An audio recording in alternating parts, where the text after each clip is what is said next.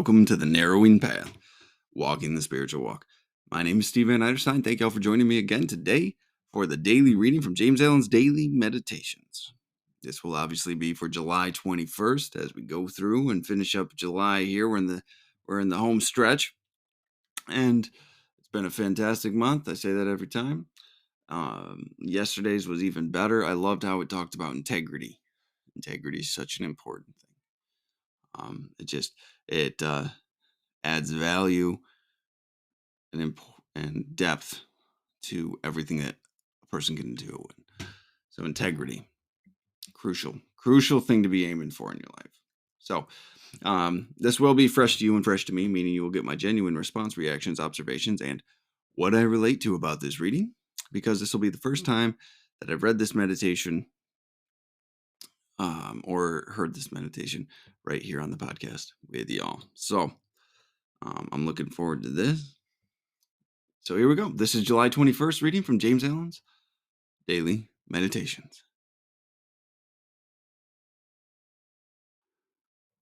Ignorant men imagine that dishonesty is a shortcut to prosperity.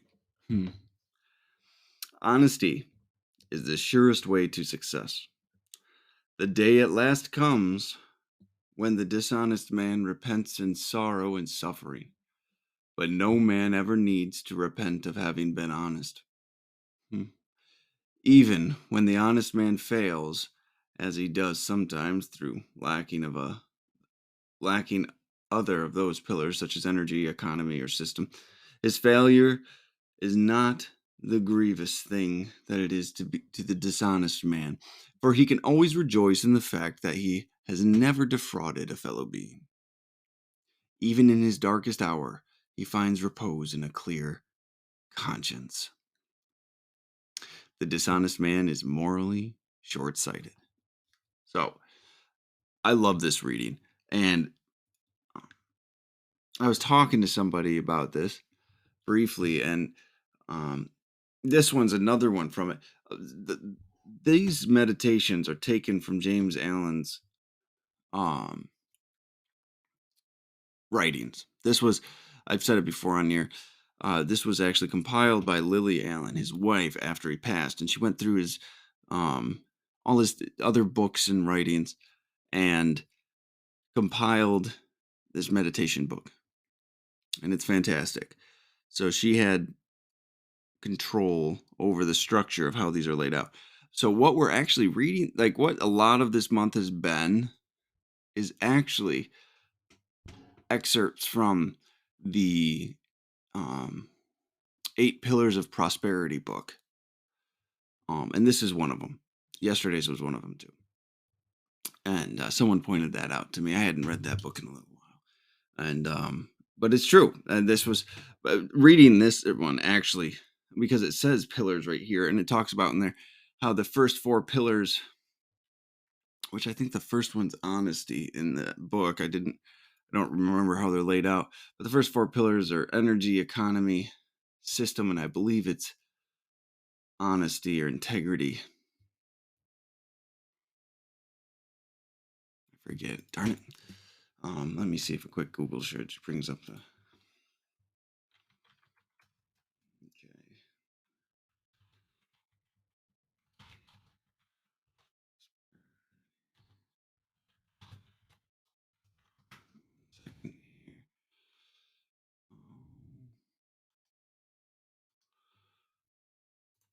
There's a Google book of it. You can go ahead and check out the Google book. So, energy, economy, integrity. Yeah, the third pillar is actually integrity. And honesty, fearlessness, purposefulness, and invincibility, which I love that one of integrity. When you read that book, the 8 Pillars of Prosperity, it'll change the way you view things. It'll change your enthusiasm and encouragement to do things the right way as well. Just as a side note, I guess, maybe to just give you some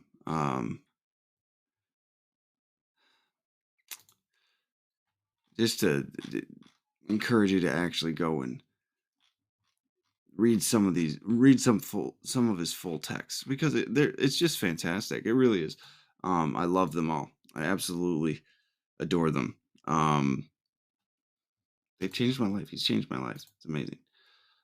So yes, this is under the integrity pillar, and it says the first four pillars you can do pretty well with. They're the staples of success are the first four pillars, which yeah, again we're on integrity, energy, economy, and system, and then the last four pillars, which are sincerity, sympathy, impartiality, and self-reliance. That's really where the above and beyond in prosperity comes from, is what he talks about there. So he says you're building the temple of prosperity. So yeah, definitely just fully encourage you to go to check out that book. It's fantastic, really. So anyway, love this one. Love this honesty. That's one of the biggest things that I go for in my life today. Not in a lot of ways, in every area of my life too. And one of the biggest things I stop to try to notice is when I'm being dishonest, because one of the things I had to learn first is how I'm dishonest, which, you think that'd be pretty simple to spot. It's not. When you try to start looking for where you're not thoroughly honest. We're talking about outright lies. We're talking about little white lies. We're talking about lies of omission, meaning you only give enough information to get someone to believe what you want them to believe. So you leave out vital information. So it's still manipulation. That's a lie. Deception, misdirection, dishonest behaviors, right? There's a lot that goes into how you lie. So I had to figure out how I lie, and I'm still refining that. I do a lot better today, but that's the important part of honesty. So and honesty is the only way you get to access reality. That's the door you walk through. At the end of the day, honesty is the door you walk through to actually participate in reality. And it's amazing when you start cutting through some of the delusions you build for yourself. It really is.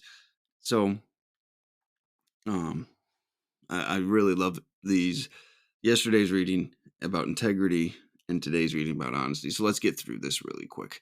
And this one's primarily talking about honesty in business, but it reflects to your character as well.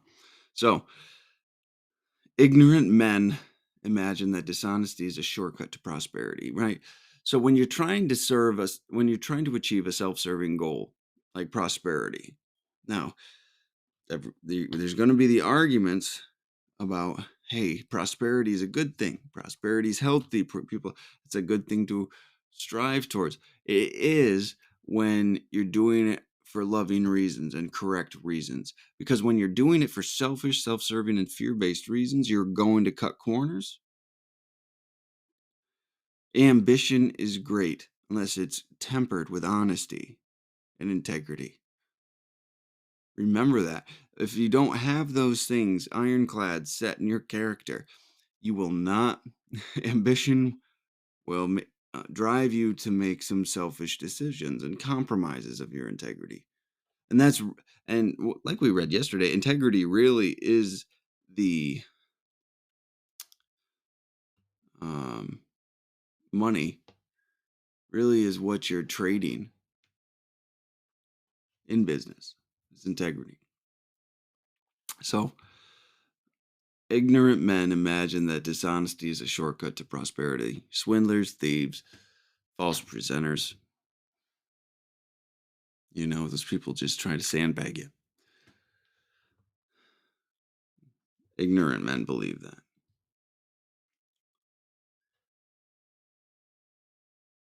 Ignorant of what? The truth? Right? They think it's going to actually be a success and a lasting success. It's not true. They don't know that yet, though. All right, here's the main body of it. It's a shorter one today, too, which is interesting. Honesty is the surest way to success. It's the only way I got sober. It's the only way I've grown in my personal relationships, romantic relationships, family relationships. It's the only way I've been able to maintain employment. Honesty. It seems like such a simple thing, but it's not for me anyway. I guess I'd say for me. In my experience, honesty is one of the most difficult things to be able to commit to because it's easier to insulate myself with a delusion than commit to honesty and live in reality. All right. So honesty is the surest way to success. The day at last comes when the dishonest man repents in sorrow and suffering. So there's not a usually, there's not a sometimes, there's not a most likely or probably. The day at last comes. It will always happen. It will always show up when the dishonest man repents in sorrow and suffering, where the dishonest behaviors and practices of a man driven to be prosperous regardless of moral actions or moral lines being crossed,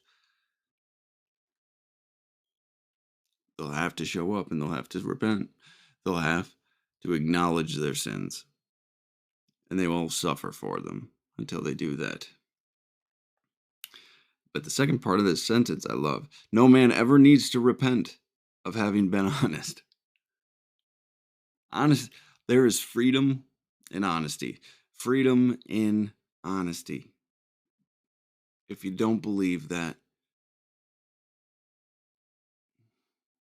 put your just put some trust in me and try it for 6 months to a year. See how your life changes. It will be difficult. You'll end up cutting people will end up stopping associating with you because you're giving your honest opinion of things finally. You'll stop doing certain behaviors because you'll start being honest about how negative they are for you. You'll start seeing how you people please or avoid, how much you procrastinate. Just try being honest. It's a beautiful start. Trust me. It'll take you further than you know. No man ever needs to repent of having been honest. There's such freedom in that. Even when the honest man fails, as he does sometimes through lacking other of those pillars, such as energy, economy, or system, that again, this is a reference from the 8 pillars of prosperity. Those are the other 3 of the 4 first pillars that need to be installed in your temple of prosperity. Um, and it's saying that honesty doesn't guarantee success, but it's the surest way to. But earlier on, he said it's the surest way to get there. Without it, you're getting nowhere. Without it, it will always be a failure.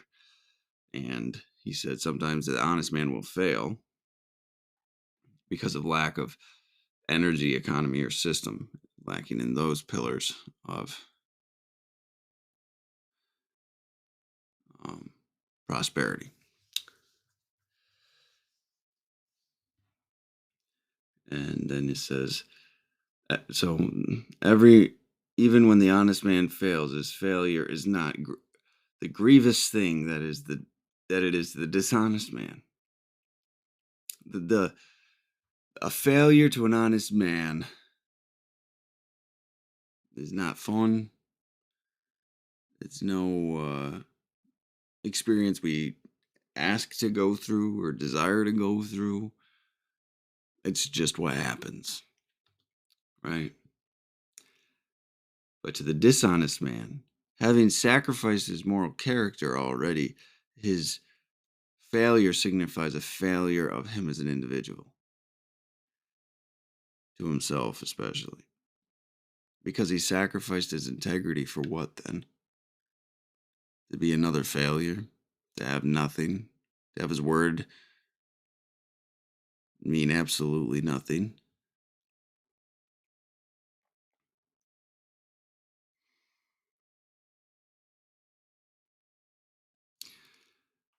He goes on to finish that sentence with the honest man Even when the honest man fails, his failure is not the grievous thing that it is to the dishonest man, for even he can all or excuse me, for he can always rejoice in the fact that he has never defrauded a fellow being. He's always done the right thing. He's always done right by his fellow man. Any misgivings or failures of an honest man are because of a lack of refinement in other areas of his life. He didn't cut his nose to spite his face, right? Then he ends the main reading, body of the reading. Even in his darkest hour, he finds repose in a clear conscience. You can get through anything, literally anything in life, if you know you did right by all that you came in contact with. If you didn't rip someone off, you didn't deceive anybody,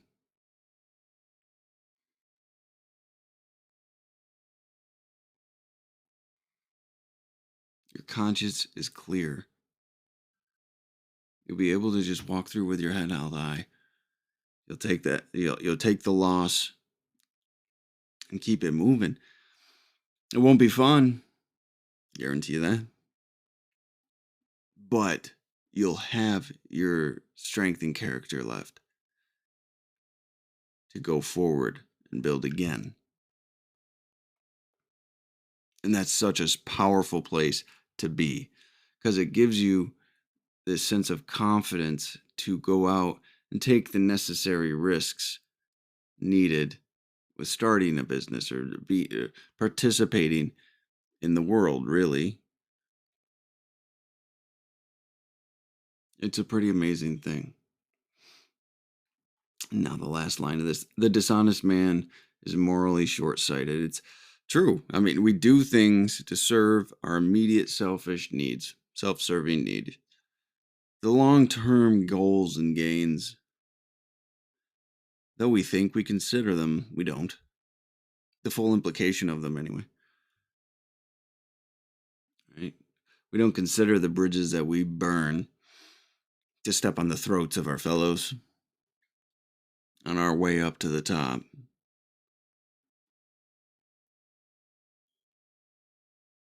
Integrity and honesty